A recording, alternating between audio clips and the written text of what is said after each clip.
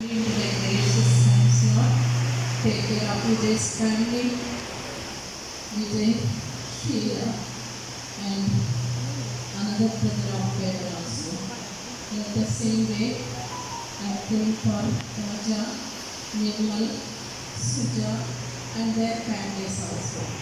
Bless them, grant them peace of mind, and offer all the relatives also. And please be with this prayer till the end. I raise this prayer in the name of Jesus Christ. Amen.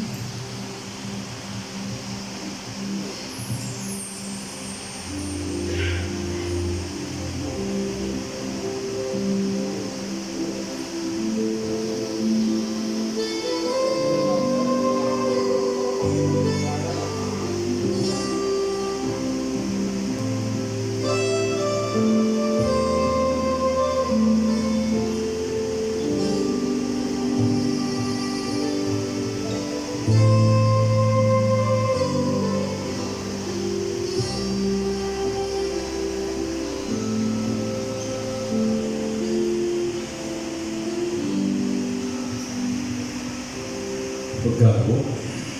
வாழ்வினை கொண்டு அஞ்சலி செலுத்துவது வழக்கம். இதன் அடிப்படையிலே குடும்பத்தார் 3 பெயரை கொண்டிருக்கின்றார்கள். முதலாவதாக மகன் பேட்டன் ஜெபகுமாருடைய பெரியப்பா பேராசிரியர் டாக்டர் கேஜே தியோதராஜ்குமார் அவர்கள், அதைத் தொடர்ந்து ரெவரண்ட் ஹென்றி அவர்கள், அதைத் தொடர்ந்து Kings matriculation principal mister Benny அவர்கள் வாழ்வினை கொண்டு அறிவித்திருக்கிறார். முதலாவதாக ப்ரொஃபஸர் டாக்டர் கேஜே தியோதராஜ்குமார் அவர்கள்.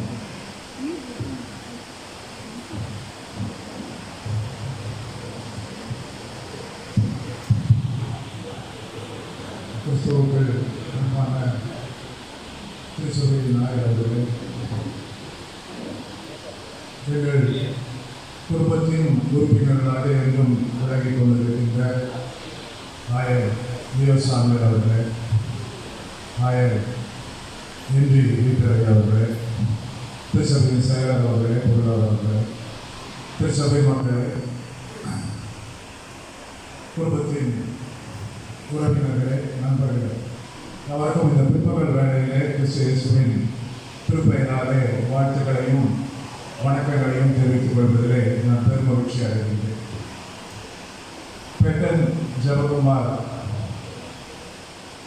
எங்களுடைய குடும்பத்திலே கிடைக்கப்பெற்ற ஒரு அருட்கொடை என்று சொன்னால் அது மிகையாகாது.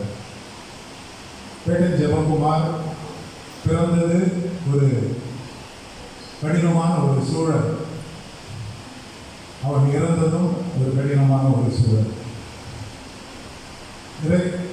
இயேசு கிறிஸ்து அவனுடைய வாழ்க்கையிலே இப்படிப்பட்டதான இன்னல்களை அனுமதித்திருக்கிறார் என்று நாம் எண்ணி பார்க்கின்ற பொழுது இது இறைவனுடைய திரு சித்தம் என்பதை உணர்ந்து அவருக்கு நன்றியை நாங்கள் குடும்பத்தின் சார்பிலே எடுக்கின்றோம். பேட்டன் ஜெபகுமார் பிறக்கின்ற பொழுது ஷீலா மிக ஒரு துயர நிலையிலே கொடூரமான ஒரு உடல்நிலை பாதிக்கப்பட்டு ஐசியூவில் அட்மிட் செய்யப்பட்டதுனால பேட்டன் ஜெபகுமார் சில்ட்ரன் கேர் யூனிட்டில் பிறந்த உடனேயே அங்கே கொண்டு செல்லப்பட்டார். அங்கே தான் சில நாட்கள் சைல்ட் கேர் யூனிட்டிலேயே இருந்தார். தாயினுடைய முகத்தை கூட அவன் பார்க்கவில்லை. முதலாவதாக விஜய் சென்று பார்த்த பிறகு நானும் என்னுடைய துறவியாரும் அவனை சென்று பார்த்து அவனுக்காக ஜெபித்து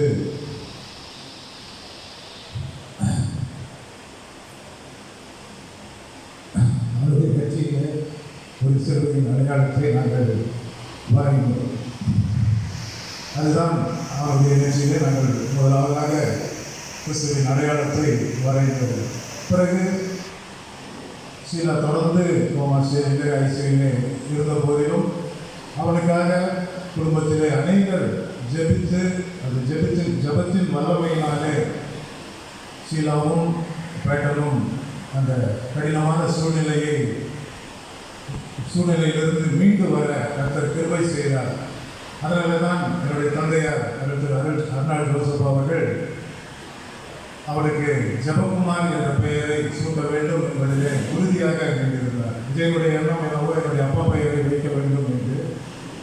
பேட்டன் என்பது எங்களுடைய குடும்ப நண்பர். சமீபத்திலே நம்மை விட்டு கடந்து சென்ற எங்களுடைய அருமை சித்தப்பா ஜாஸ்ரீபர் அவருடைய நெருங்கிய நண்பரும் குடும்ப உறுப்பினருமாக விளங்கியவர் 12 காலமாக.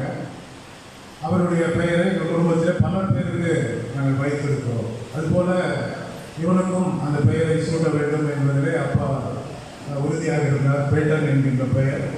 ஆனால் கூட அர்னால்டு என்று வைக்க வேண்டும் என்று விஜய் உறுதியாக இருந்த பொழுது அப்பா அதை மறுத்து, அப்பாவும் என்னுடைய சித்தப்பா ஜாஸ்ரீபர் அவர்களும் அதை மறுத்து, இல்லை ஜெபகுமார் என்கின்ற பெயர் நல்ல ஒரு பெயர், அது அந்த பெயரை சூட்ட வேண்டும் என்று அவருக்கு சிறு வயதில் அந்த பெயரை சூட்டினார்கள்.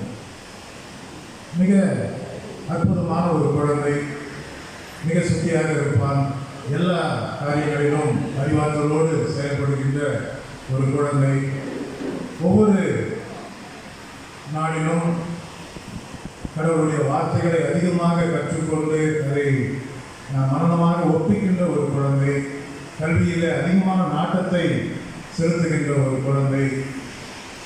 பள்ளியில் அநேக ஆசிரியர்கள் அவன் மீது அதிகமான அன்பினை கொண்டிருந்தார்கள் என்று கேள்விப்படுகின்ற பொழுது நாங்கள் உண்மையிலே அந்த குழந்தை எப்படி ஆண்டவருடைய ஞானத்தை பெற்று அதிகமாக வளர்ந்தது என்பதை நாங்கள் அனுபவபூர்வமாக உணர்ந்து விசுவாசிக்கிறோம்.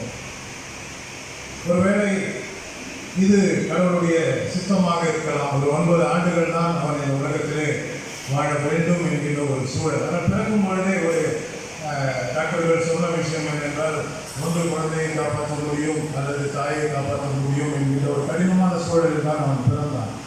ஆனாலும் ஜபத்தின் வல்லமை அவனை 9 ஆண்டுகள் நம்மோடு இருக்கவும், நம்மை மகிழ்விக்கவும், நம்மை ஆனந்த கழிப்பிலே ஆழ்த்தவும் கடவுள் அனுமதித்திருந்தார்.